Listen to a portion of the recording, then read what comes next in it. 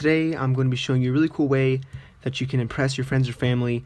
Let's say you're at an event or like a poker game where a deck of cards is involved and you kind of want to show off some skills. So what you can do is you can have the spectator just pick a random card from the deck. In this case, let's say we have the 9 of clubs. So it is a random card, and you show them and you can put it in the middle of the deck.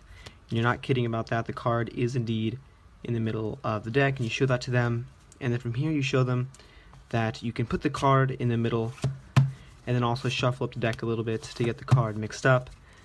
And then the whole premise of the idea of this little trick is that you can put a card in the middle of the deck and you can control it and kind of figure out where it is. You can tell the spectator, okay, maybe your card is roughly within, let's say, like the 36th position of the deck. I'm just kind of looking for it, keeping track of it. So what you're doing, you show them you can cut up the deck a little bit, and as you can see, I have no breaks. And at this point, what I want to do is find your card straight from the middle of the deck. So let's say I take a card from the middle, and this so happens to be your card. So this is a trick, guys, and if you want to know how to do it, don't forget to stick around for the tutorial. Alright, so the reason I like this so much is because it's really practical. You can use this anytime a deck of cards is kind of involved in something that you're doing, like a game of poker or anything.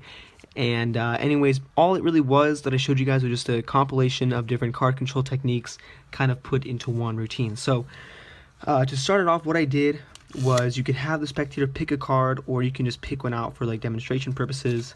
You take it out, you show the spectators. In this case, we have the 8 of diamonds. And what I did was I took the 8 and I really did put it in the middle, and you can show the spectators that it is in the middle right here. And it's important to leave it out jogged because you want to make sure the deck is kind of squared up. You leave their card out jogged, and you need to have a table in order to do this control. And all I did was, as you can see, I did not push the card into the deck. I used my right hand and I pushed in the corner. So my right hand is hitting this corner at a downward angle, and that's going to cause this card to shoot, and you'll see what happens. So my left hand's going in, my right hand's coming at an angle, and what happens is that card is now going to shoot and out jog in the bottom, just like that. So then what I did was, since the card is out jog from the back, the spectators can't see it, I put pressure down with my index finger onto the deck, and I pulled up with the out jogged card, and I'm pulling up, catching a break, and I come over with my right hand and I grip the bottom packet now with my thumb and my middle. I pull the bottom packet out, slap that on top, and now their card is going to be on the bottom. So then this is optional, but what I did was a Dai Vernon false cut. It's really simple. I'll leave a link here if you guys want to learn how to do it. But essentially you're just splitting up the deck into 3 separate piles, and this isn't actually mixing up the deck at all, and this card's still going to be in the bottom.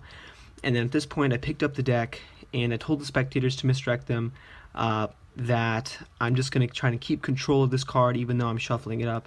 And while you're saying that, you're just going to pull down the bottom card just like this, getting a pinky break, moving this over to a thumb break. This is very simple. And then you're going to pull over and get a swing cut here, keeping that thumb break, moving the thumb break on top of the pinky break. So now you've transferred their card to the pinky break, and you pull off several packets from the top, moving their card now to the top. So then from here you can pick this up and you can do a riffle shuffle, just leaving their card on top. So it's very simple.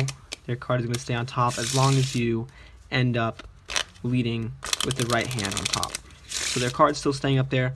And then at this point I did a really simple false cut, and I said, okay, you know what, I'm just going to go ahead and cut up the cards a little bit. And all you do is take the top half, you stick that over to the left, the middle is going to go in the middle, and the bottom is going to go in the bottom. And then I went left to right, picking them up, and this actually does not disturb the order at all. Their card is still on top. And then from here what I did was a Banzai spin out production, and so this makes it look like the card is shooting out from the middle, but really you're just using the top card. And you can show the spectators if you want that you have no breaks, and that the card is somewhere in the middle and you're going to try to find it.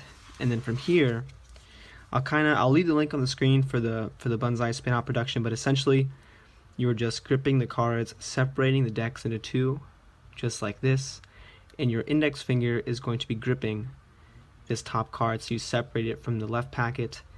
And what happens is when you fling out the 2 decks, you separate them, fling the card forward, and it looks like it came from the middle. And like I said, guys, I'll leave a link for that, so don't worry, it's going to go into more detail. But anyways, this is kind of the trick. I hope you guys are going to use this to impress your friends and family. And as always, guys, thanks for watching.